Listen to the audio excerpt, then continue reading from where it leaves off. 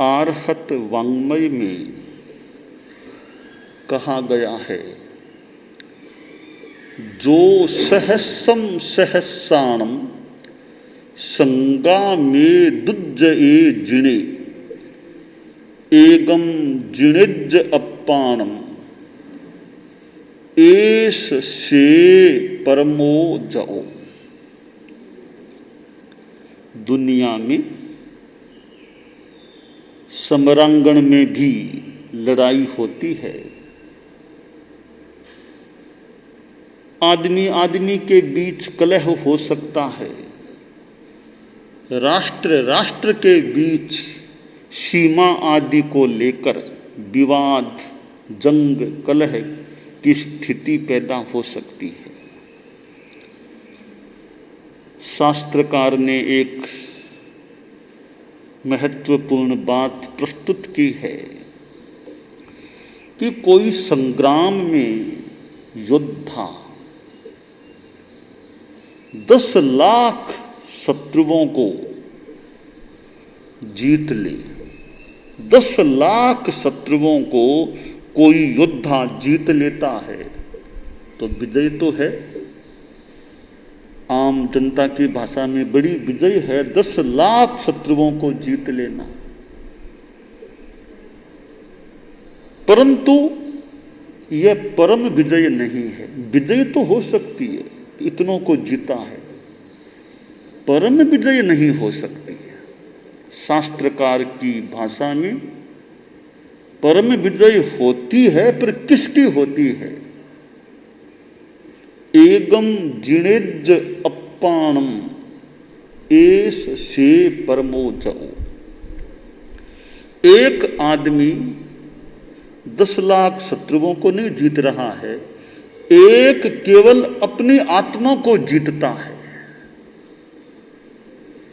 एक तरफ 10 लाख योद्धाओं को, शत्रुओं को जीतना, और दूसरी तरफ एक केवल अपनी आत्मा को जीतना। इन दोनों में तुलना करें तो केवल अपनी आत्मा को जीतने वाला बड़ा विजेता होता है, और केवल अपनी आत्मा को जीतना परम विजय होती है। 10 लाख योद्धाओं को जीतना विजय है, और अपनी आत्मा को जीत लेना परम विजय हो जाती है। एक आत्मयुद्ध की बात है, और अपनी आत्मा को जीतना, इसका मतलब अपने कसायों को, गुस्सा, अहंकार, माया, लोभ जीतना, अपनी इंद्रियों पर काबू पाना, अपने मन पर काबू पाना। यूं आत्मा को जीतने की बात हो सकती है। दूसरे योद्धाओं को मार देना फिर भी आसान है, अपने कसायों को मार देना यह कठिन काम होता है।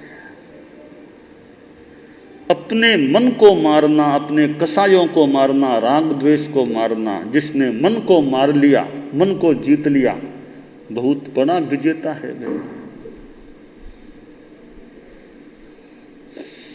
एक महात्माओं का आश्रम था, सन्यासी लोग उस आश्रम में रहा करते थे। आश्रम से थोड़ी दूरी पर एक बस्ती, गांव भी था। उस गांव में एक युवक वहां का सेना में भर्ती हुआ था, सैनिक था, और कोई युद्ध का प्रसंग बना, वह युद्ध में मोर्चे पर गया था। युवक की मां गांव में रहती थी, तो मां मन में इच्छा करती कि मेरा बेटा विजेता भी बने और सकुशल गांव आए, मैं उसका मुंह देखूं, विजेता भी बने और सकुशल मेरे पास आ जाए, यह भावना इच्छा करती है।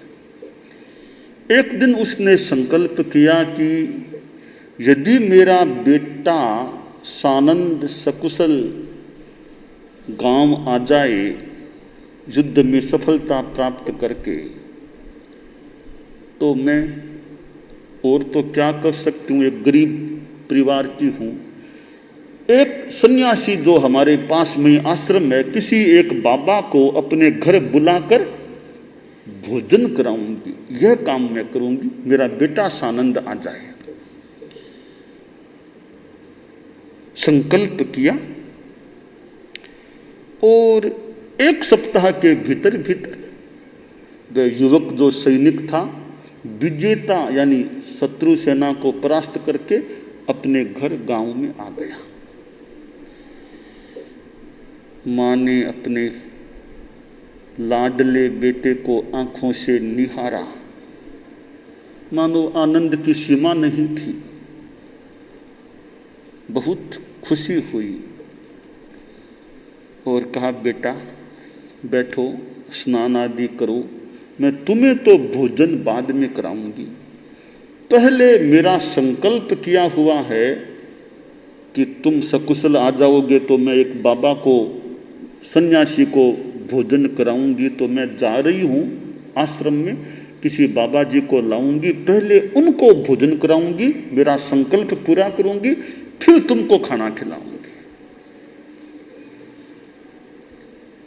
लड़का बोला, माँ अच्छी बात है, बाबा को लाओ, मुझे भी दर्शन करने का मौका मिल जाएगा घर में, परंतु एक बात का ध्यान रखना, किसी मरे हुए बाबा को लाना। मां बोली, बेटा तुम्हारी तो वो मजाक की आदत है पुरानी, मरा हुआ बाबा कैसे तो लाऊंगी, कैसे आएगा, कोई डेड बॉडी को थोड़ी लाना है, वो क्या खाना खाएगी। कि मां बस तुम देख लो, मेरी यही बात है, लाओ तो मरे हुए बाबा को लाओ और मरे हुए बाबा को भोजन कराओ। मां ने मुस्कान के साथ बात की उपेक्षा की और आश्रम की ओर चल पड़ी। आश्रम में पहुंची, अनेक महात्मा वहां थे, छोटे युवा वृद्ध कई महात्मा थे। वह सीधी जो महात्माओं के प्रमुख गुरुजी थे उनके पास गई। बोली, गुरुदेव एक प्रार्थना लेकर आई हूँ, आप स्वयं मेरे घर पधारो, भोजन करो, यह मेरी भावना है। आप अगर नहीं पधार सको तो किसी शिष्य को मेरे वहां भेजो, उनको मैं खाना खिलाना चाहती हूँ। गुरुजी बोले, मेरा तो आना मुश्किल है, किसी शिष्य सन्यासी को भेजता हूँ। एक सन्यासी से गुरुजी ने कहा, तुम जाओ इनके घर, वहां तुम आज अभी का भोजन कर लो। माँ आगे बढ़ी, वो सन्यासी भी पीछे पीछे चलता रहा। घर के पास पहुंचा तो वो युवक सैनिक बाहर बैठा था और सन्यासी को देखा और वो युवक गालियां देने लगा, अंट संट बोलने लगा। तो वो सन्यासी भी गुस्से में आ गया, आक्रोश में आकर वो भी अपशब्द बोलने लगा, नाराज होकर के लौट गया कि मैं खाना नहीं खा सकता यहाँ। माँ का काम बना नहीं। फिर माँ गई गुरुजी के पास, फिर विनती की, दूसरे किसी सन्यासी को लेकर आई, फिर वो लड़के ने गालियों की बोछार की, वो भी नाराज होकर लौट गया। तीसरे को लाई, वो भी यूं ही लौट गया। माँ भी पक्की थी कि संकल्प पूरा करना, फिर गई आश्रम में और फिर गुरुजी को विनती करे, एक और बाबा को लेकर आई। तो फिर युवक ने वो गालियां बरसाई। वो सन्यासी खड़ा रहा, सुनता रहा, मुस्कान भी बिखेरता रहा, कुछ बोला नहीं। 5-7 मिनट वो युवक बोलते बोलते आखिर चुप हो गया। तब सन्यासी बोला, देखो तुम्हारी माँ ने गुरुजी से निवेदन किया और गुरुजी ने मुझे भेजा, तब मैं यहाँ आया हूँ। फिर भी अगर मेरा आना तुमको अप्रिय लगता हो तो कोई बात नहीं, मैं वापस चला जाऊं तुम कहो तो। कोई जरूरी नहीं है मेरे लिए यहाँ खाना खाना। मैं तो गुरुजी के आदेश से, तुम्हारी माँ ने अनुरोध किया था तब गुरुजी ने आदेश दिया, मैं यहाँ आया हूँ और मैं चाहता हूँ मैं खाना खाऊं, तुम्हारी माँ की इच्छा पूरी करूं। फिर भी अगर तुम्हें कष्ट हो रहा हो तो कोई बात नहीं, मैं भले खाना नहीं खाऊं, वापिस चला जाऊं। तुम कहो वैसे कर लूं, कहो तो खाना खाऊं वरना चला जाऊं। तुम देख लो।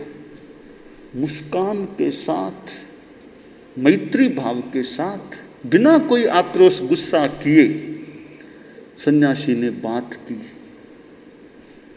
युवक बहुत प्रभावित हुआ, उठा, बाबा के चरणों में मस्तक रख दिया कि बाबा गुनाह को माफ करना, आपको कष्ट पड़ा, मैंने ऐसा बोल दिया और आपको जरूर मेरे घर पधारना है और यहाँ भोजन लेना है मेरे घर में, मेरी माँ की भावना को पूरा करना है। बाबा घर में चला गया। माँ ने तैयारी कर रखी थी इस बाबा के बैठने की, सब बाजोट लगा रखा था भोजन के लिए, और सन्यासी वहाँ बैठ गया। सन्यासी ने भोजन स्वीकार किया, भोजन किया, भोजन पूरा हुआ। तब बेटा बोला, माँ मैंने कहा था ना कि मरे हुए बाबा को लाना, यह बाबा मरा हुआ है। माँ बोली, मरा हुआ कैसे? जीवित है तभी तो खाना खाया, मरा हुआ कैसे हुआ? कि माँ याद रखना, मरा हुआ बाबा मेरी भाषा में वह होता है जिसका गुस्सा मर जाता है, जिसका अहंकार मर जाता है, कसाय मर जाता है, वो मरा हुआ बाबा होता है। जिसके कसाय तेज है वो जिंदा बाबा, जिंदा बाबा होता है, यह मरा हुआ बाबा है। अब माँ को पता चला कि बेटा क्या कहना चाहता था। मरा हुआ बाबा वह हो सकता है इस संदर्भ में जो अपनी आत्मा को जीतने की दिशा में आगे बढ़ जाता है। अपने कसाय, राग, द्वेष, गुस्सा, अहंकार, माया, लोभ, इन पर प्रहार कर देता है, वह मरा हुआ बाबा हो सकता है। अपनी आत्मा को जीतने वाला परम विजय प्राप्त कर लेता है। अपनी आत्मा को जीतने के लिए साधना की अपेक्षा होती है और एक जन्म में ही अपनी आत्मा को जीत लिया जाए, संभवतः यह भी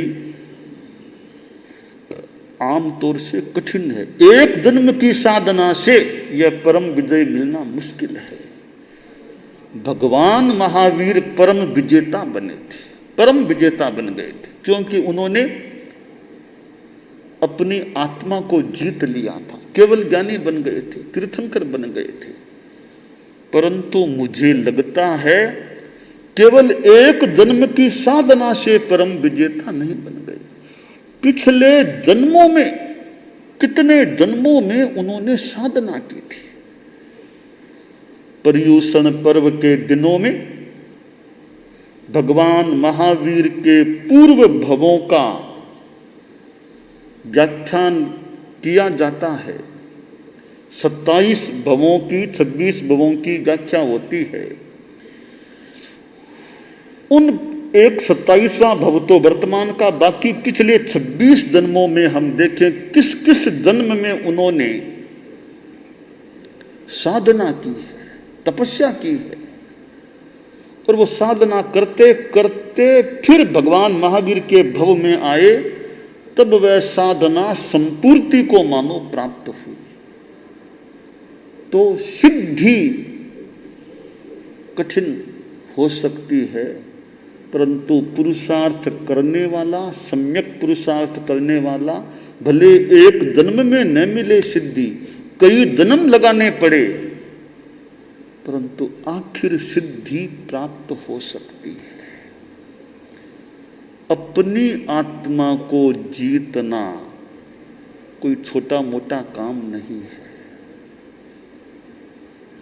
केवल कक्षाओं को परीक्षा में पास कर लेना, कक्षाओं में पास हो जाना, 10वीं पास की, 12वीं पास की, बीए हो गया तो एमए हो गया, यह क्रम चलता है। तो साधना में भी किसी प्रकार की यो मानो अभ्यास की अपेक्षा होती है। साधना करते करते साधना का बीए एमए होते होते कोई पूर्णता प्राप्त हो सकती है। ये विद्या शिक्षा वाला एमए हो जाना भी अपने आप में एक विशेष बात है। एमए हो जाना, पीएचडी कर लेना, अच्छा वक्ता बन जाना, वो भी एक उपलब्धि है। परंतु संभवतः विद्या शिक्षा में एमए पीएचडी होना फिर भी आसान है। साधना में एमए पीएचडी एक प्रकार का कर लेना, संपूर्णता को हासिल कर लेना और विशेष बात हो सकती है। आज विद्या संस्थानों में बहुत यानी ज्ञान का अभ्यास, शिक्षा का अभ्यास होता है। जगह जगह विद्या संस्थान की इमारतें खड़ी हैं। हम लोग भी अभी हैदराबाद में हैं और एक विद्या संस्थान में ही बैठे हैं। विद्या संस्थानों में विश्वविद्यालय, महाविद्यालय, विद्यालय, कितने विद्या संस्थान हैं और वहाँ ज्ञान की आराधना भी होती है। ज्ञान की आराधना के साथ साथ कुछ अंशों में, थोड़े थोड़े अंशों में भी आत्मा को जीतने की शिक्षा भी अगर मिल जाए, बोले थोड़ी थोड़ी मिले, वो थोड़ी थोड़ी आत्मा को जीतने की शिक्षा और वैसा अभ्यास हो तो और ज्यादा निखार जीवन में आ सकता है। शिक्षा है, शिक्षा के साथ ये आत्मा को जीतने की भी बात हो जाए। विद्या विनयेन शोभते, संस्कृत का सूक्त है। विनय से विद्या शोभित होती है, यानी विद्या है यह विनय, एक तरह से आत्मा को जीतने का ही कुछ अंश है कि अहंकार कम है, तो विनय से विद्या शोभित होती है। विद्या का एक श्रृंगार है, आभूषण है विनय। आत्मा को जीतने के लिए कुछ सलक्ष्य प्रयास हम करें, अभ्यास करें, समर्पित भाव से साधना करें तो ठीक है, समय लग सकता है, देर हो जाए, चलते रहो चलते रहो। मंजिल दूर है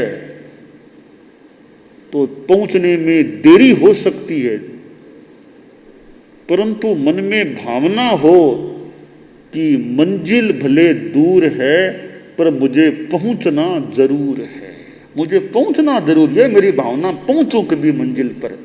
तो दूर भले हो, चलते रहेंगे तो संभव है कभी वो मंजिल हमें प्राप्त हो जाए, हम मंजिल को प्राप्त हो जाए।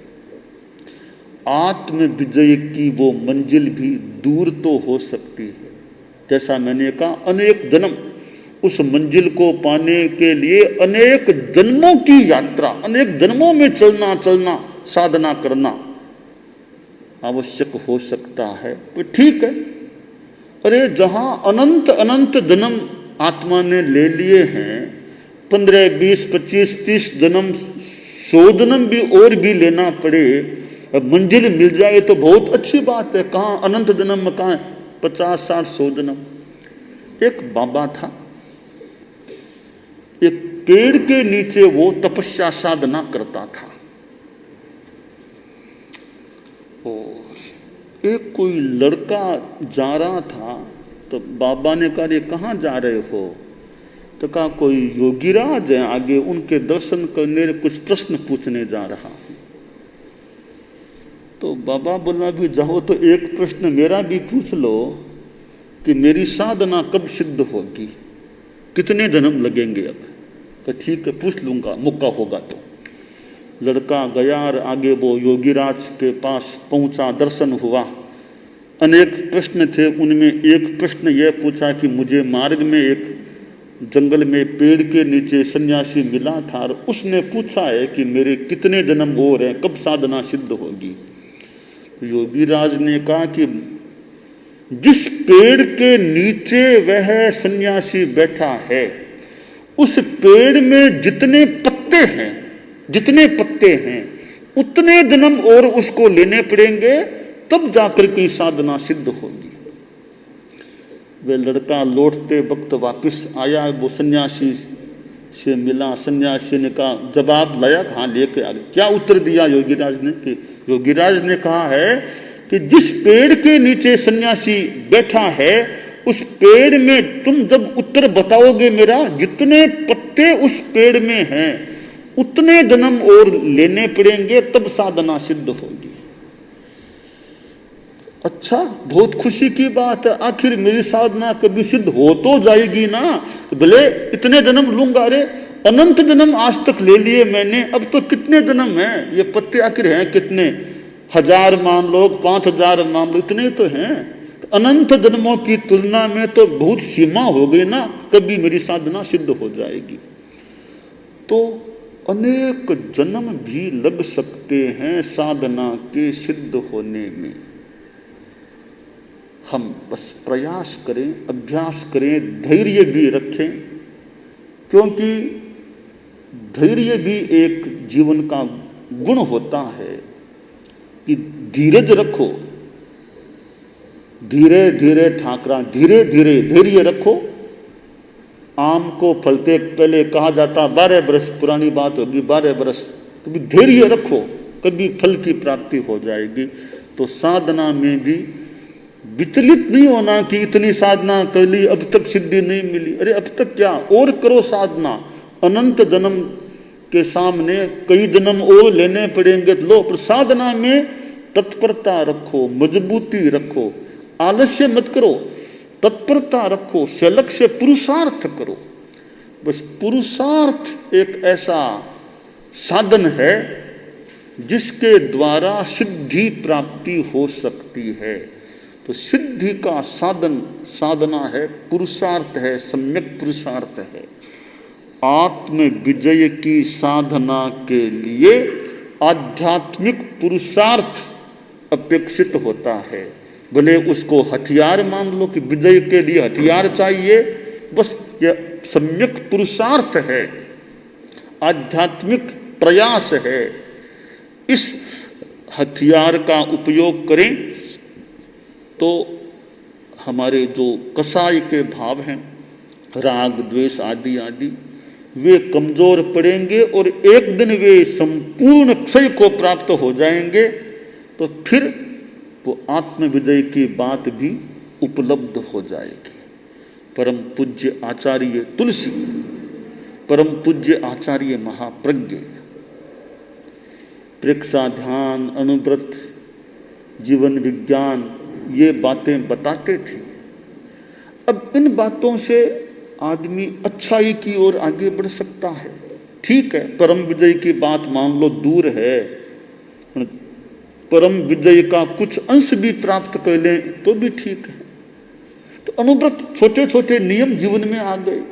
राग द्वेष मुक्ति की साधना प्रेक्षा ध्यान के द्वारा, जीवन विज्ञान से अच्छे संस्कार। तो परम विजय दूर है, अपरम विजय, थोड़ी विजय अध्यात्म की दृष्टि से, वो तो प्राप्त करने का इस जन्म में ही प्रयास करें।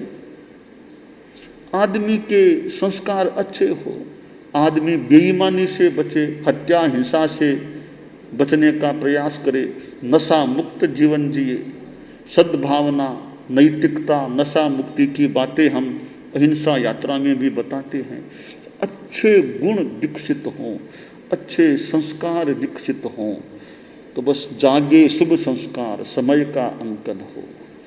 तो अच्छाइयों को बढ़ाने का प्रयास करें। हमारा समय तो जा रहा है, समय तो बीत रहा है, हम समय का बढ़िया उपयोग करें। साधना में भी समय का कुछ नियोजन करने का प्रयास करें, यह काम्य है।